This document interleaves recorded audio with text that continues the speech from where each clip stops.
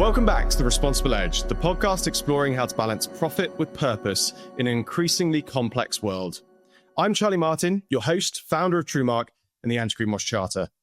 And our article today is What the ESG Backlash Reveals and What Comes Next. An article exploring why corporate confidence in sustainability is fading, what's driving the ESG backlash, and how business leaders can respond. And I'm absolutely thrilled to say that my guest today, joining me to unpack all of this, is Jonathan Hall, Managing Partner of the Sustainable Transformation Practice at Kantar. He's also on the Executive Council for Oxford's Future of Marketing Initiative and advises the Cambridge Institute for Sustainable Leadership. Jonathan, it's absolutely brilliant to have you on the show today. Thank you so much for giving up some of your time. Delighted to be here, Charlie. Thank you for inviting me on. Top man. Now, Jonathan, I've given a very kind of brief overview of some of your roles and focuses at the moment. But for those of our listeners and viewers who aren't aware of you and your work at Kantar, etc., would you mind just providing us with a bit more sort of meat on the bone as to sort of what busies you throughout your weeks? Yeah, sure. Well, for those who don't know Kantar is a marketing data and analytics and consultancy firm. Global organization, exists in about 100 plus countries across the world. And really the focus is the relationship between people in their role as consumers and brands. So that's what Kantar is all about. The practice that I lead, as you said, Charlie, is the Sustainable Transformation Practice. And that's really overlaying social and environmental issues onto Kantar's core area of competency. So it's really understanding how people, mainly in their role as consumers, but also, as citizens and employees, because you can't separate them fully, relate to brands on issues of social and environmental responsibility. And clearly, in the world, and we'll come on to this in the conversation, won't we? Clearly, in the world in which we live nowadays, those social and environmental issues are absolutely wrapped up with our everyday lives and the way businesses operate at a fundamental level. Can you just touch upon your other roles as well? I'm interested to just give a little bit more flavor as to the other things you're involved in too. Yeah, sure. So as Kantar, we have a relationship with the Business School, Oxford University, and we've been involved with what's called the Future of Marketing Initiative. For many years, we're a founding member. So very much involved with that and where marketing is headed as a discipline. And that obviously, from my particular perspective, others bring areas like, the role of technology and AI is critical. And there are other sort of more geeky methodology experts. For me, it's very much about sustainability. And, my perspective, as we've already started to talk about, Charlie, right, is the foundational role that sustainability is going to have upon all of our lives and therefore the impact upon the economy and upon the world of business and therefore brands. Super interesting. So you're, I have to say, Jonathan, you're one of those people that, obviously very senior chap working in a very important area. And you immediately strikes me as, when does this man find time for sleep or for hobbies or anything else? But maybe that's for another show where we can dive into a bit more of that. But I'd love to give our listeners and viewers a bit of a flavor as to sort of how we got here. I mean, you've talked about sustainability, you've talked about marketing, comms marketing. It would be really interesting to understand a little bit more of the story behind you and how you ultimately ended up in this position. I mean, in a nutshell, I studied languages at university, so a very different space. But I guess the link into the world of marketing was just a love of understanding people and how they, how people think and operate, and therefore how they interact with society and culture as it's changing.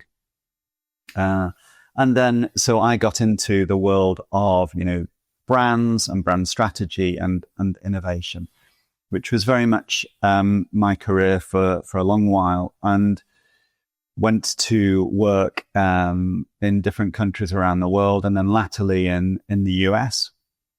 And then I had to come back to the UK because of, just for family reasons. This is about 10 years ago now. as always with these points in, one's career, it gives you sort of pause, doesn't it, for just thinking, well, where am I? What do I want to do? And we'd been doing a lot of work at that point, probably about 15 years, on sustainability. So increasingly engaging with our clients on, well, how, society is changing. People are taking into consideration concerns and issues around social and environmental challenges. And, how do we as businesses and brands respond to that? Also, of course, more fundamental societal challenges that businesses are facing with regard to, the very dependence that many businesses have upon natural capital, upon the supply chain. How, if you're a food and beverage business, then you need to keep your supply chain very much at the heart of what you're doing, because you may lose that supply chain as soil gets eroded, as water becomes increasingly polluted or scarce, and so on.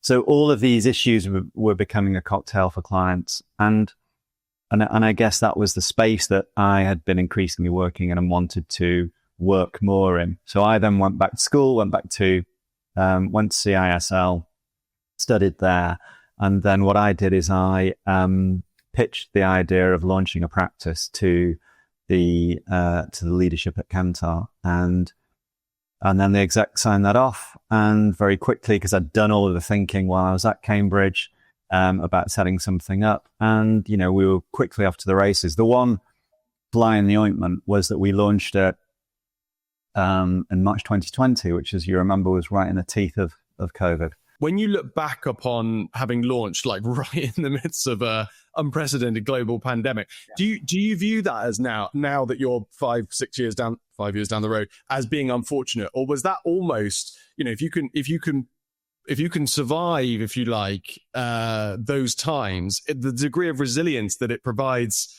the work you're doing with, presumably that's, I know you're backed by, a huge organization, but it would have been very easy if it had been a weak proposition to have gone, well, the times have changed and we're in a very difficult spot. Let's pull back on this. But you survived that. Is that how you view that now in terms of when it was set up?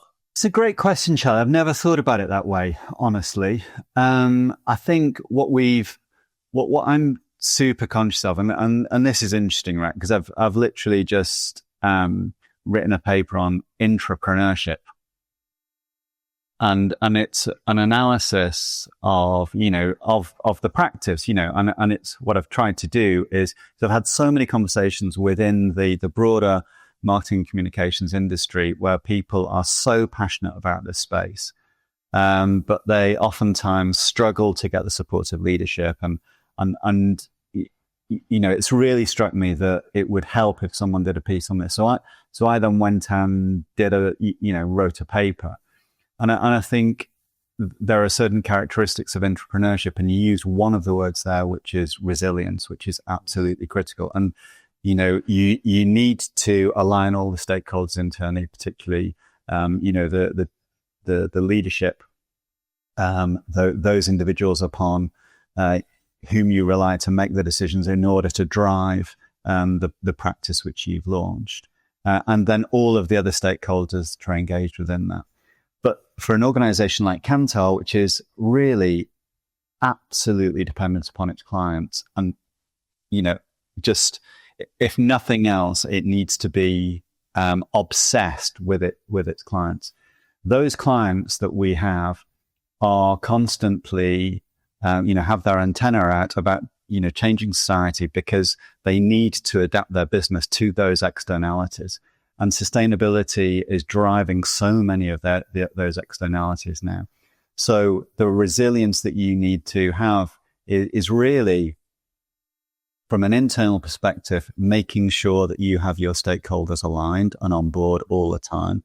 But there's a direct linkage there, because what's going to keep them on board is demonstrating the proximity and the intensity of this issue for them and their businesses. And so I think, you're almost like, as an entrepreneur, you are on amber alert, as it were, all the time. You're constantly having to make the argument. And so I guess COVID, in many ways, it was an extreme example of that. But I think more broadly that resilience is I think the point that I'd draw from that. I think it kind of draws on this question, and you've touched upon it there, but we often talk, and the other conversation I have with people around, like, and I'm talking broadly here about sustainability initiatives within organizations, the need to find ways of being able to communicate with leadership and ultimately get them on side with what it is that you're trying to do. If you were advising anybody out there that was working in any type of organization, and they were looking at, well, how do I convince the rest of my the leaders around me to get on board with this, not just short term, but with that long term view that will sort of negate perhaps some of the winds of change that we're going to go on to talk about now, what would be your kind of key bits of advice to those individuals?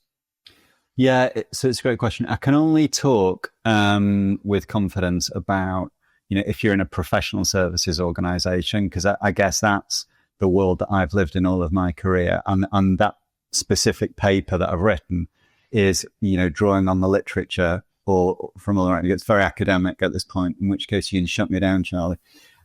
So that's what it draws on. I think when you look, just take a step back, the literature talks about antecedents, right? In other words, what are the causes? What are the drivers of success? And there are external antecedents. And as I said, for a professional services organization, that is that client obsession. And there are internal ones. And what my research showed was that leadership is the key internal antecedent. Now, for a professional services organization, the reason I mention that is because the two are inextricably linked. And I think the argument you've got to make is to demonstrate the importance to your clients of this particular issue, whatever the issue is. For me, it's all about, sustainability as a business driver. And I think as long as you can do that, so that's the what. Then I think there's the how. And I think, the other thing that I've learned over the years is that the notion of sort of, I don't know, I don't like the term, but almost like internal PR, certainly internal communications. You need to frame the communications with internal stakeholders as a project in its own right. You can't just think about it as something as a side issue. You need to think about it and plan it in an extremely structured, strategic way and treat it that way, because otherwise you will lose the support. Fantastic stuff. Jonathan, if possible now, we've kind of alluded to or titillated the article a couple of times, but would you mind just providing us with a bit of a summary and overview of the piece that we're going to discuss, and then perhaps just picking out whatever you found to be most interesting in it? Sure, Charlie. So the article that we're looking at is called "What the ESG Backlash Reveals and What Comes Next," and so it's by an associate professor of strategy and entrepreneurship at London Business School, Wanis Iwanu, and it's a really fascinating piece. So this is an academic that I happen to know, and he's written extensively on this topic area. And the way he starts out is to talk about, not so long ago, ESG, so environmental, social, and governance, that movement, sustainability within corporations, seemed like something which was absolutely set in stone. There were net zero targets. It was very much something which was part of the dialogue, not just in the business world, but also in the political world, and increasingly in that relationship between business and government.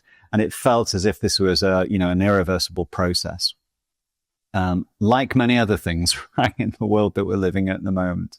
And I guess, DEI, diversity, equity, inclusion would be included there. However, what we've seen this year, and particularly, since January 20th and the inauguration of President Trump in the United States, ESG has come under massive pressure, and we're very much living in a time of backlash. And even those acronyms, right, even the terminology like ESG and like DEI have sort of become politically fraught.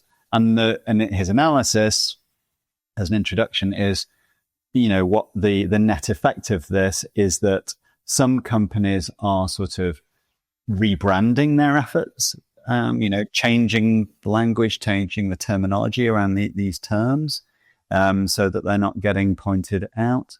But for others, other businesses are actually genuinely retreating and rolling back. So that's the opening piece. And then he goes to talk about, well, you know what, this isn't just about language. The pressures, and we talked about this, Charlie, just, in our intro now, the pressures are very much still there. So if you are a food and beverage business, you are entirely dependent upon natural capital, and therefore, that's, your focus on securing the value chain upon which your business is dependent is an existential question. It's an absolute imperative for the business. So, you're not going to step back from that. It's just become harder to talk about. So that's the sort of, space that he's saying that businesses are moving into. For some, he says this is a protective measure. For others, he says, well, actually, in the first place, these so-called commitments were pretty fragile anyway, and potentially weren't worth the paper that they were written on. With your work at Kantar, it's going to be fascinating to know how much of this article actually plays out in terms of your own experience. I think my question for you is, did this generally ring true in terms of more organizations quietening down, essentially, when it comes to communicating around this? And my second question on that is, does that really matter? And if ultimately they're still committed to implementing their sustainability initiatives and developments, but they just happen to not be talking about them, is that a problem? And if that is a problem, what are the problems? So it's a great question. Are clients rolling back? Are they, staying the course? And this is something that, honestly, our client teams are asking me all the time. So, more recently, over the past few months, I've been speaking to our clients and trying to understand exactly where they are. And at New York Climate Week a few weeks ago as well, lots of conversations there. We published a piece in partnership with Chapter Zero, which is an organization whose members are board directors. And then there's a series of other reports published, all to chime with New York Climate Week. So one was from the United Nations Global Compact. It was their annual CEO survey in partnership with Accenture. There's the Deloitte C-suite survey. There was a World Business Council for Sustainable Development Business Breakthrough Barometer. There's another piece in the HBR. All obviously timed because of this question so important. And basically, I think, we're all coming to the same conclusion, which is, and this does chime with the article we're just talking about. But if I headline it, Charlie, and then we can go into the details. Basically, there are roughly 10 or 15% of businesses which are genuinely stepping back. So I think we need to recognize that. And those are, as he points out, those ones where those commitments were pretty tenuous anyway. And when we ask them, they sort of didn't really believe in them. They were just doing it because they felt they had to. And then, however, there's a counterbalance to that. There's 15% of businesses who are genuinely accelerating into this space. They're fully committed. They think there is a huge commercial opportunity here. It's a source of future growth. There's a new economy emerging. They're convinced of it, and they're prepared to, put their money where their mouth is. But you know what? There's 75% of businesses which are just staying the course, because this is, as we said, it's a business imperative. They're not going to pull back from this because, it's an existential question. But when you speak to them about, well, what have things changed? They say, well, yeah, the language has changed, and it's partly, and this is interesting, it's partly to do with signals to administrations, not just the US administration, other administrations across the world. But it's partly, what they describe as a signal of maturity. So ESG maturing. So in the past, it was all a bit vague. It was a bit waffly. And they're talking now about moving from language that's more based in morality and values and even the purpose word to, much more commercial, more business language. They're using words like materiality, resilience, businesses being future fit, adapting to externalities. So I think this is a fundamental change. It's not just language. It's much more about sustainability becoming mainstream within businesses. And really, it's being taken much more seriously. When thinking about the backlash, as we're calling it, talking about the sorts of campaigning and language that's been used around that, and the fact that it's been emotive and it's connected with people. And in many ways, that's why it's been as successful as it has been. And then you've just brilliantly given us the insight that we're moving into this age of ESG maturity, where perhaps the language that we're using is moving away from the sort of top level sort of, vagaries, if you like, of positioning, and more towards, being very specific and being very granular and being very detailed in that sense. Is there a problem at play there in terms of what we need to do to win the hearts and win the hearts, if you like, of the 75% of organizations that you've alluded to perhaps are sitting on somewhere in between, if you like, in terms of their ESG commitments? What do we need to do in terms of the language that will most succeed in engaging that 75 to go down the route of further engagement? Yeah, so it's a great question, Elliot. So I just slightly clarify. So I think that 75% are still committed. They are fully committed. It's just they are, they're not prepared at the moment to, in some cases, stick their head above the parapet because they don't want to get shot at. And in some cases, they just think, we'll just get on with the business that we're doing. We're not going to create a song and dance about it. And that in some cases is not a change in strategy. There are many organizations whose culture, even before, 2025, were much more modest. They were doing an enormous amount of work behind the scenes and they weren't getting credit for that. Now, that has caused a lot of frustration with them. But culturally, they're from maybe, let's say, some businesses which were more Scandinavian or more Germanic, and they're much more modest, culturally, and therefore they don't feel comfortable blowing their own trumpets. And historically, that has been the case as well. So I think in many ways that's it's a sort of behavior, that's corporate behavior that's become normalized. I think the language generally, as I mentioned, that we are going to see is a language which is much more rooted in business strategy. I think that will have implications as well for the role of the chief sustainability officer and the sustainability function within corporations. It will become much more integrated, and it will be seen to be, genuinely horizontal, rather than something which is, just down the corridor marked CSR. And very specialized.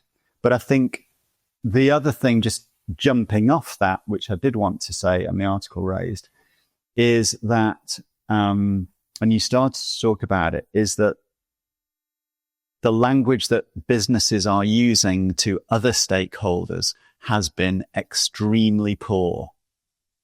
And I think this is critical, because what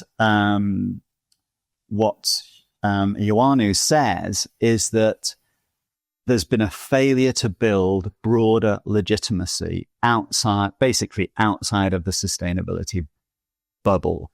And so there's lots of acronyms, ESG, DEI, there are terms like net zero. There's, 1.5% is referred to, which to us sounds, when you go into the science, sounds horrific and catastrophic. But, if you asked someone in the street, a rise of 1.5%, well, no, actually, thank you very much. I'd quite like a rise of 1.5%. or even, it doesn't sound very much, right? Going from, 25, 26.5 on a summer's day, that doesn't sound very much. So I think we've failed to connect with people. And the way he contrasts that with the vested interests who are, against the general, net zero transition, they have framed an extremely powerful counter narrative. And the way they talk about things is, captures people's imagination. They talk about, sort of economic sabotage. They talk about cost of living. And those are things that people can connect with much more easily than, academic terms and acronyms.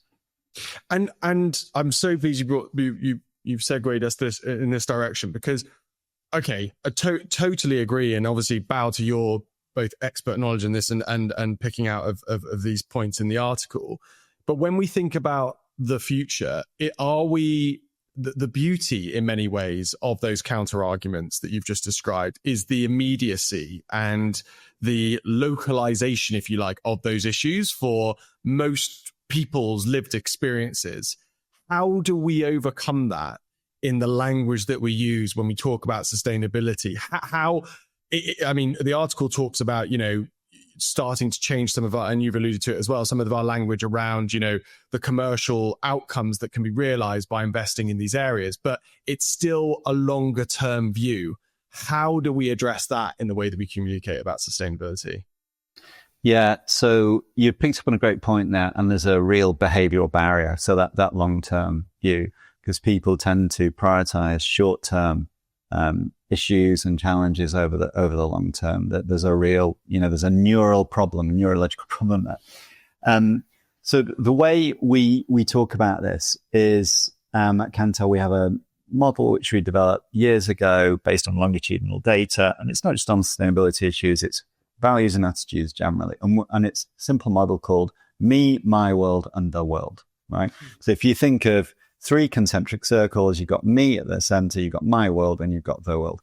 And when you look at any issues, human beings, as long as they exist out in the world, however important or or urgent these things are, they never really connect with people. So if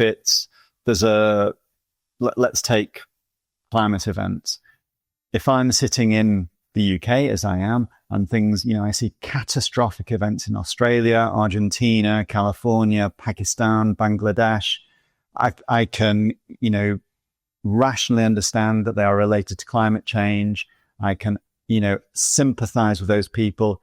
I might even choose to pay, money to charities to help individuals who are in distress. However, that has a limited effect upon me.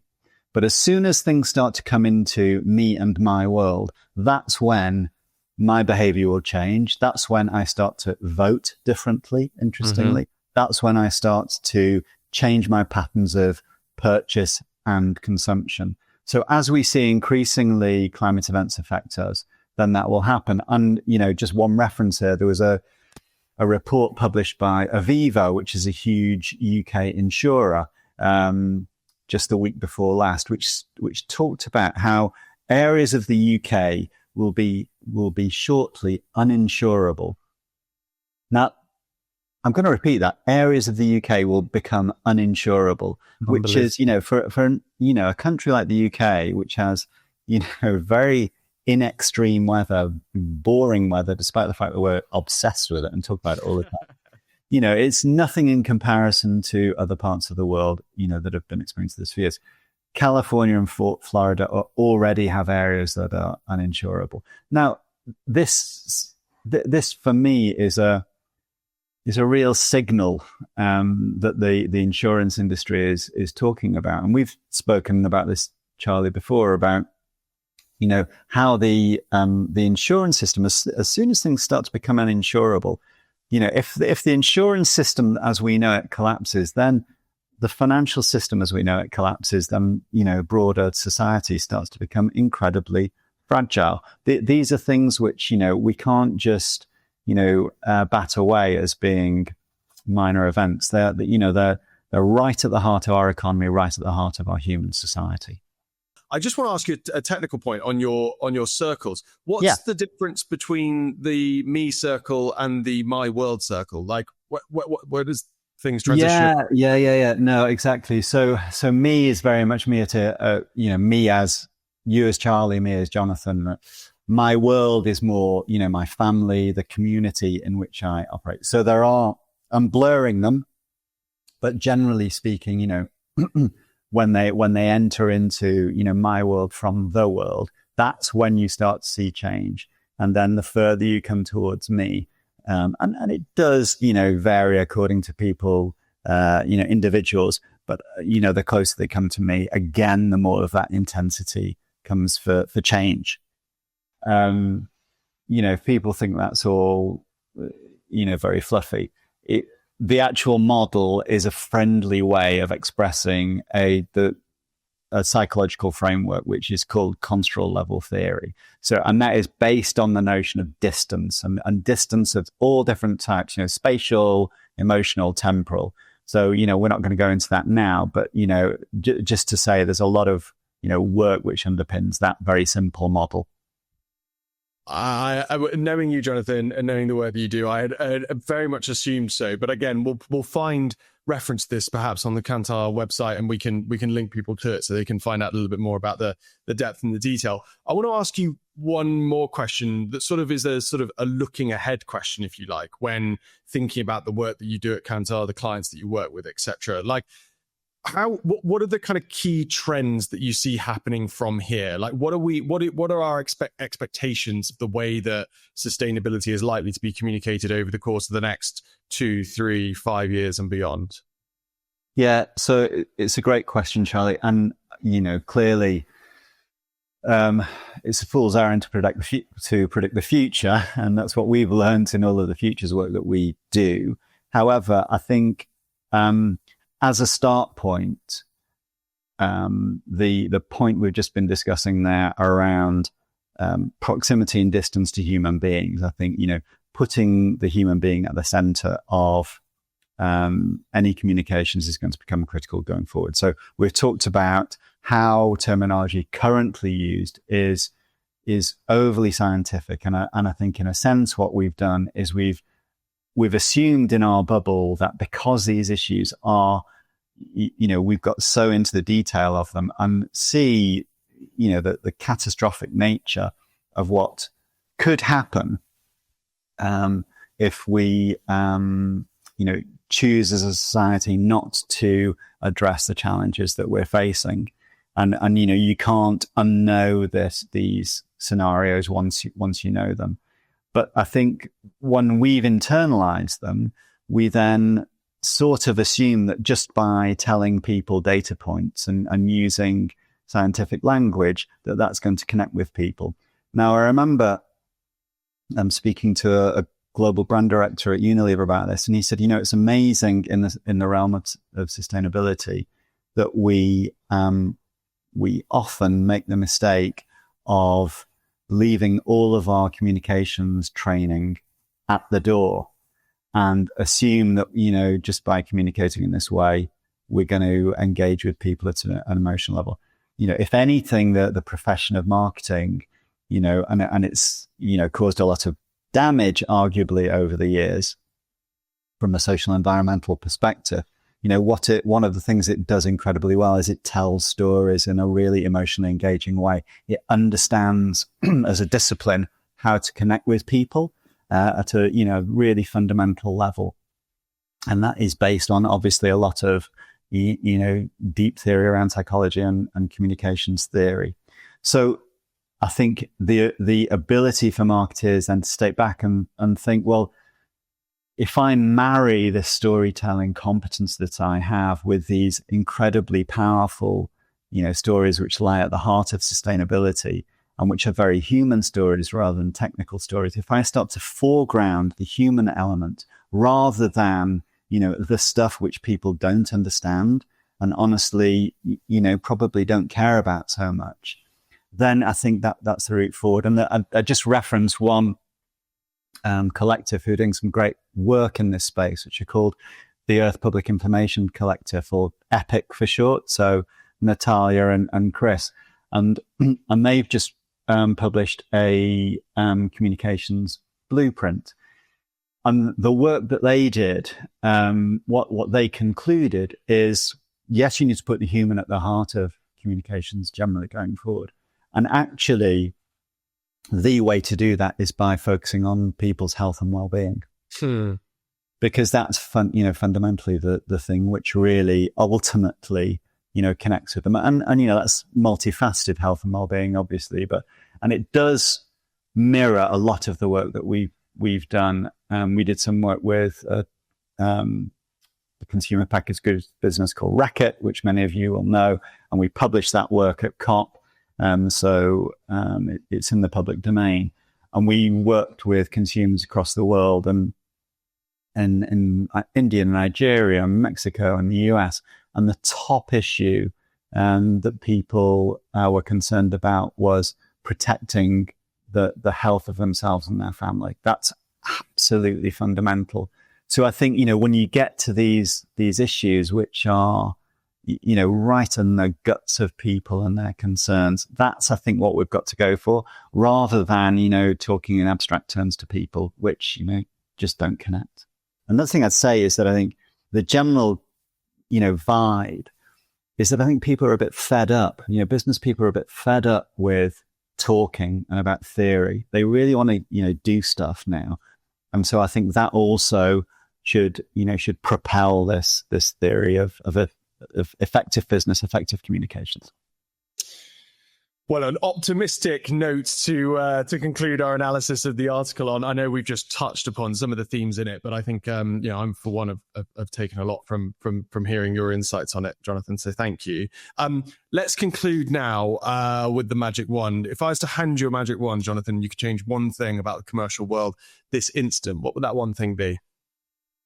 Yeah, Charlie, I think I'm a great fan of magic wands, and it's a sort of technique that I often use in workshops with clients and, in conversations. But as you probably guessed from, our conversation, I just don't think there is a magic wand. And I think the point here for me is that, and it's not about tweaking around the edges. I think I follow football or soccer quite a lot. And, there's a lot of criticism around managers who they call sort of tinker men, who are just sort of tinkering around the edges. I think that's very much, what we've got to try and avoid here. I think we don't have time for incremental change. And I think that we need to be looking at systems level change. And a lot of the work that we've been doing with, United Nations Global Compact and with the World Federation of Advertisers on the Carth Foundation, this is all, pointing towards the fact that business needs to address these externalities, let's call them, these changes that are affecting society, the economy, and therefore the world of businesses and brands.